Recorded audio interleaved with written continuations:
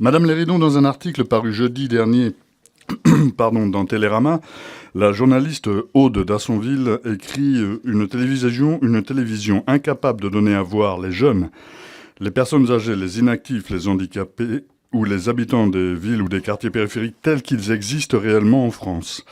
Certes, la part des personnes reçues comme non blanches a augmenté de 2 points depuis 2016.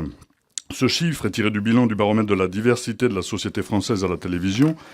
Il s'est intéressé aux 18 chaînes de la TNT gratuite, tous genres confondus, une semaine de juin et une semaine de septembre entre 17 et 23 heures, soit 1450 heures de programme examiné et 30 100 personnes à l'écran. Cela dit, la part des personnes perçues comme blanches reste très majoritaire puisqu'elle représente encore 83%.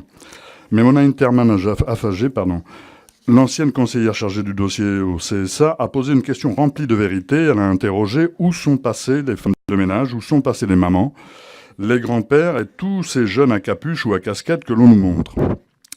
Madame Interman Affagé porte une analyse avec laquelle je suis plutôt d'accord. Une société ne peut effectivement pas fonctionner correctement si des gens qui vont travailler, peut-être dans des emplois précaires, trouvent que l'image qu'on leur renvoie ne leur ressemble pas.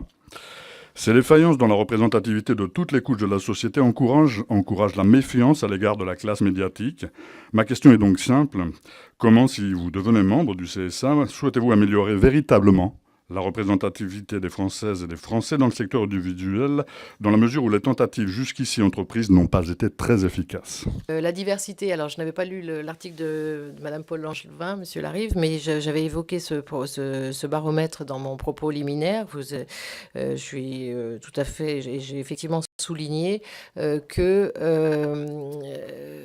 qu'il y avait un gros déséquilibre et qu'effectivement il y avait de sérieuses carences dans la représentation des catégories les moins favorisées, des habitants des villages, des habitants des banlieues, des plus jeunes, des plus anciens. J'en profite pour dire aussi effectivement des personnes, des habitants d'outre-mer. Donc je me réjouis parce qu'effectivement dans un premier temps le baromètre du CSA s'attachait surtout, et c'était important aussi, aux origines géographiques, aux couleurs de peau, et elle a rajouté effectivement, le CSA a rajouté récemment, sous l'impulsion de Madame Interman, des indicateurs sur la précarité, sur les classes socio-professionnelles, et c'est effectivement important.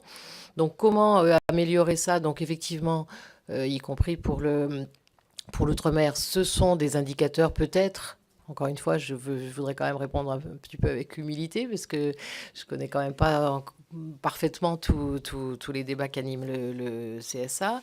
C'est effectivement les indicateurs comptés, mais aussi une sensibilisation. Je parlais du droit souple. C'est effectivement peut-être parfois montrer, et ça j'en reparlerai quand on parlera des femmes, montrer aux chaînes ce qu'elles sont en train de montrer, parce que parfois elles se rendent même pas compte que des carences dans les programmes. Elles ne se rendent pas compte aussi de l'image qu'elles projettent, parce que c'est pas tout d'avoir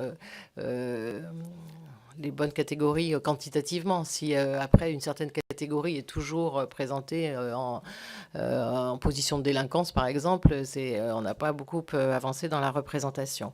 Et puis, je pense qu'il faut reprendre les choses aussi très en amont. Alors là, c'est pour les journalistes, parce que la représentation, elle est dans les programmes, mais aussi dans les personnes qui animent les plateaux. Et c'est pour ça que je parlais de ce partenariat avec la Chance au concours, qui prend les jeunes très en amont. Moi, je m'en étais rendu compte quand j'étais directrice de la rédaction il y a plusieurs années, qui était plus une position un peu liée aux ressources humaines.